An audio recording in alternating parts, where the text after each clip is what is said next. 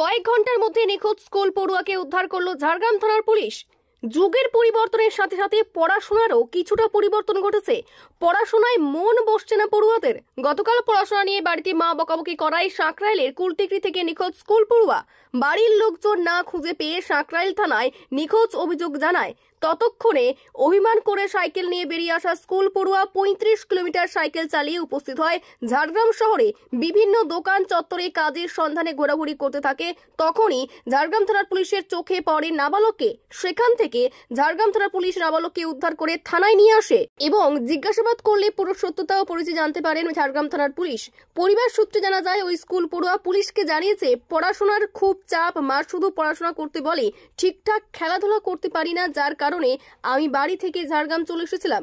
যুবকের দাবি, পড়াশোনার সাথে সাথে খেলাধুলা করতে দিতে হবে তাকে, তাহলেই সে বাড়ি ফিরে যাবে। শেষমেশ ঝাড়গ্রাম থানার পুলিশ স্কুল পড়ুয়ার মা বাবাকে ঝাড়গ্রাম থানা থেকে খবর দেন। মা বাবা থানায় এলে যুবককে পরিবারের হাতে তুলে দেন এবং যুবকের দাবি মা বাবার কাছে তুলে ধরেন ঝাড়গ্রাম থানার পুলিশ।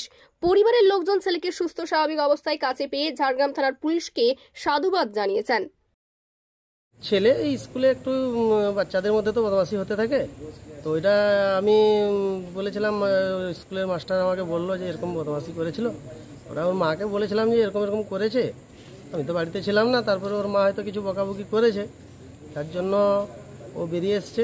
আমি কর্মসূত্রে গেছিলাম, 6টার সময় আমি খবর পাই যে ছেলে বাড়ি ফিরেনি। চারদিকে বন্ধুবান্ধবের খবর লাগাই, কেউ ঠিক বলতে পারেনি। তারপরে চারদিকে খবর লাগালাগিনি ব্যাপার করে জানতে পারি যে ঝাড়গ্রাম পুলিশ মারফতে আমার ছেলেকে আমি উদ্ধার আমি পেয়েছি। আর বাছুরডোবা গৌরাঙ্গ মিষ্টান্ন ভাণ্ডারের কাছে ওভারব্রিজের নিচে ছিল। তো ঝাড়গ্রাম থানার পুলিশকে অসংখ্য ধন্যবাদ জানাবো যে আজকে ওনাদের জন্য আমি আমার ছেলেটাকে পেয়েছি। আমার নাম মুকুল পৈড়া।